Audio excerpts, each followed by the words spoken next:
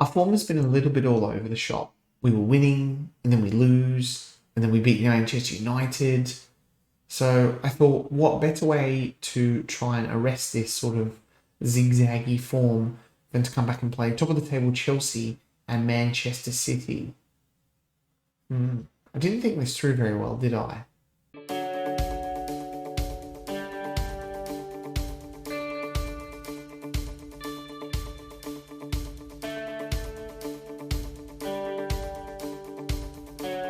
Hi guys, everybody, welcome back to episode 50 of the Road to Glory Save with Chatham Town. If you're enjoying this type of content or, other sort of Football Manager content, got a few other bits here and there, and some Manager2022 content, go have a poke around the channel. And if you like what you see, why don't you subscribe? I'm trying to get 300 and you can help me get there. Alright guys, here we are. We're back. It's November. Yes, it has been a long time since we were here at the beginning of the season. Because, as said in previous video, I want to try and get through as much of this as possible. See, our facilities are being upgraded here. Youth recruitment is on 1 gold star. So I am hoping for a good youth intake this year. And we are just upgrading these all the time. Every time it's fixed, I go into the board and I'm like, hey board, can we look improving youth facilities, improving training, youth recruitment. I'm improving everything all the time. I'm like, improve. We're getting a few affiliate clubs as well, which is awesome. Finances, we're looking good. We're under our wage budget. We've got 20 million in the bank. We're making money as a Premier League club, which is good because we never came in with any debts or anything. So that's excellent. No transfers came in from when I saw you last, I'm pretty sure. We didn't bring anyone in. No, Carlos Nunez, you saw him. Everyone going out. Martin Grossman has gone on loan to Gillingham. He just came in to settle Gary or Gaza. And he played 1 cup game. So, he's out at Gillingham. Kieran Wakefield has also gone out on loan to Bolton, who are in the National League. So, a bit of a dip down from his League 2 days, but he should thrive there, although 1 goal. He did play in the League Cup for us and bagged 2 goals. So, good on Kieran Wakefield. Still yet to play in the Premier League. But I digress. This has been our form. So you saw us play the first game against Bristol City. We then followed that up again with another 1-0 win over Leicester. That was Mustafa Silic scoring there again. That was the Kieran Wakefield double over Northampton in the Carabao Cup. We then beat Liverpool, and we really have the wood over them since we've come into the Premier League. We beat them 4-2. So excellent there. Great stuff. Delirious Guerrero getting his first league goals for the club. We then lost to mighty Leeds United, 3-0. We were just awful. Having a look at these stats. Terrible. And then we go and beat Man United 1-0 with Morgan Gibbs-White scoring. So once again, very up and down with the form. But I have a feeling this game they totally dominated. Oh no, they didn't. It must have been another game. Semper has had a few quality games. We then went and lost to Fulham with a fully rotated. See what I did there? Lost to Fulham with a Fulham rotated. It's not funny at all, is it? With a rotated team there in the Carabao Cup. Meh. We then go and beat Southampton 1-0. Maybe this was the game. I can't remember. There was a game where one team. No, that was us dominating them and only scoring 1 goal. We'll get there eventually. We then went and played bottom of the table Brentford, and they absolutely wiped the floor with us. And at this point, I was like, Semper, 7 goals in 2 games. I've got Van der Voort, knocking at the door. So I played him in the game versus Everton, and he let in 3 goals, and we were absolutely abysmal. So good stuff there. He's actually getting a little bit annoyed, Martin Van der Voort, about his playing time. So probably going to play him today against Chelsea. I've got to try and keep him happy. Is probably a bit of a silly signing in the end. We then scraped a 1-1 draw against Burnley. We're not scoring too many goals. And then we go ahead and beat Tottenham 2-1 with Guerrero there scoring a double after having a really not scoring. He scored once, in September. But yeah, so he's a bit hit and miss at the moment. I think it's his physicals that whack him down, especially his acceleration and pace. They're probably a bit low to be a top quality Premier League striker, but 5 goals in 9 games, so the jury's still out on that one for him. But that's how form's been. Yeah, it's been okay. So we still find ourselves in 4th place. Guerrero 3-man of the matches, he's leading the charts in anything there. But the problem is this, our goal difference is -1. If we go and just sort of flick this out here, you can see, I mean, you've really, apart from, you know, who's that, well, Leeds, you've really got to go down all the way to 14th for Fulham to find that negative goal difference. It's quite bad. So we're a bit of an anomaly here on -1. We've only scored 13 goals, which is probably one of the lowest in the Premier League almost. It's not that bad. I didn't realise Norwich and Watford, but yeah. So it's, you know, that's the problem there. We're not scoring enough goals and not quite, you know. So we just got to find the right balance. And I don't know. I've been fiddling with the tactic. We're still playing the Shadow Striker one. You know, I'm almost thinking of going back to the Krellis Revenge that we had in our Journeyman save. We've obviously got the Upper Chats 2 as well, but that didn't go quite well. So I don't know. We've got some guys who don't play well with each other here, which is the dotted lines. That does mean that they don't play well together, doesn't it? Nothing's happening. Why is that happening? Anyway. Let's go and play Chelsea. We've got Van der Voort in goal, Hadji right back, Nielsen and Hermans as the centre of defenders. They've been pretty good, actually. John Nielsen is quality. Oren Abideli is at left back. He has sort of usurped Florian Klopper. Jones and Vargas sort of in that midfield. No one's really taking over them, although they're not playing that well. So it could be the chance for someone like a Roger Hodggaard, who has played well in limited appearances, to come in for Roger Jones. Now I'm going to make that change. Berger on the left, who has 1 goal. Morgan Gibbs right behind the striker. He's unhappy, wants a new contract. I said, mate, you've really got to earn it, and he hasn't. And Mustafa Selic on the right, who's been fairly decent. Meno drops to the bench, who's been average. Quattro as well. Quimbamba's unhappy because he's not starting all games, because I don't know how he got to be a regular starter, but anyway, he did. We've got a couple of, you know, so it's a bit of chop and changing at the moment, trying to find that, you know, that good team dynamic. So hopefully we get there soon. But in the meantime, let's go and play Chelsea. Top of the table, lost the Premier League last year lost. They didn't win the Premier League last year, but had won it the last 4 years in a row. So they are a very good team. We are out at, is it sure? Yeah, Stamford Bridge. Chelsea are still here. Obviously, you would expect that. We've got our first highlight with a throw-in.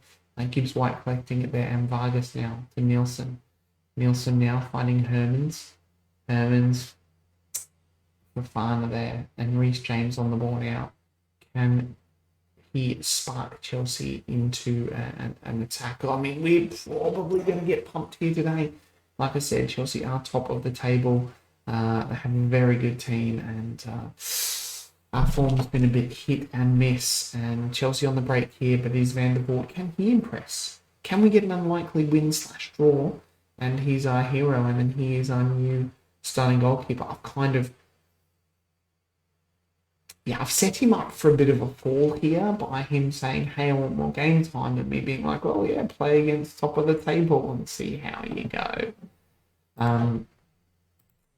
So it's a bit of a lose-lose situation for him, but we'll see what happens. Oh, I've got another highlight. Sometimes I worry that I've got this on something less than extended. No. On key highlights. Oh no. When nothing just happens. Maybe it's our tactic is just really, really boring. The board's also unhappy that we don't make the most from set pieces, but I'm pretty sure I've got that ticked on. Play for set pieces. Maybe I don't. Maybe that's a problem. Maybe we go and check that now, as the game is just playing in the background. Let's just check. Let's just check. Is it in possession playing set pieces? Yeah, play for set pieces. Don't know what they're talking about. No idea. Anyway, just use my managerial powers to pause the game there to check a tactic. Anyway, is Chelsea now on the attack? They seem to have more on Adeyemi here. Oh, great save, Van der Voort. Great save. Excellent stuff. Now let's not concede here, because that would be... God, have they got Wakefield? They do. They've got Josh Wakefield. He's probably a new gen. He is. He's very good physically. Vargas there with the ball. Cream Adeyemi.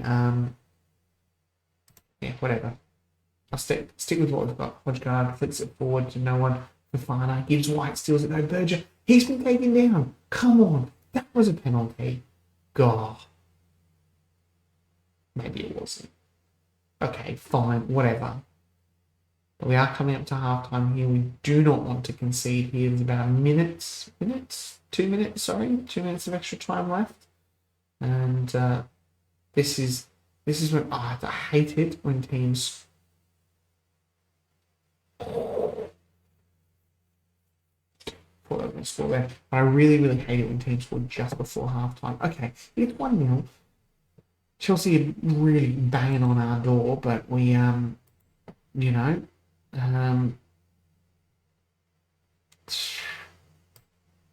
me what you're all about in the second half. I think that's good, and then we'll point the finger and tell everyone, obviously, the usual thing, that we have faith in them and they can do it. Martin van der Voort, though, is playing really, really well. Actually, he's keeping us in this game only at 1-0 down, because everyone else absolutely crap sometimes they are. Not getting another highlight. Chelsea with an XG over 2. We haven't even had a shot on target. Right, and with that, we're going to make a tactical change. So it will be Mustafa Silic coming off. We will change Juggernauts back to winger. Just thinking, but the average ratings are just abysmal. Bring Wang on. Where does Wang like to play? Doesn't matter. He's 2.5 at either one. We'll leave old Wangers there. Gibbs Wright's not playing well either. Oh, jeez, Marcus Aurelio, he's been poor form. I don't even know who to take off anymore, honestly. Can Wang play behind the striker? Not really. You know what? I'm going to change this to the Krallis Revenge, and we'll go like that, and we'll just see if that does anything. Just a little tactical tweak. Put some more in midfield and see if that can, change something. We're going to shout at the boys to demand more. Obviously, when you're 1-0 down or drawing, it's demanding more.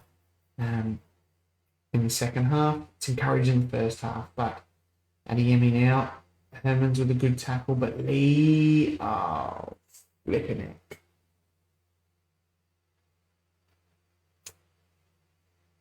Yeah, 29 games at defeat Chelsea. Bloody hell. Demand some more. We've got this tactical attacking mentality. Maybe that's what caught us out. We're going to get absolutely pumped here. Oh, no. The tactical change has gone down like a flipping lead balloon.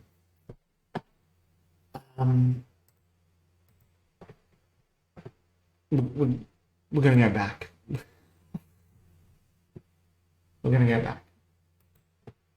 I've got to go back there. We're already 3-0 down. Oh, Gibbs White a 5.9. Martin van der Voort a 7.5.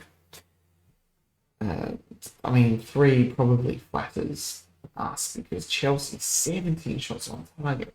And I'm not happy with that performance. I'm really not. We did not offer anything going forward.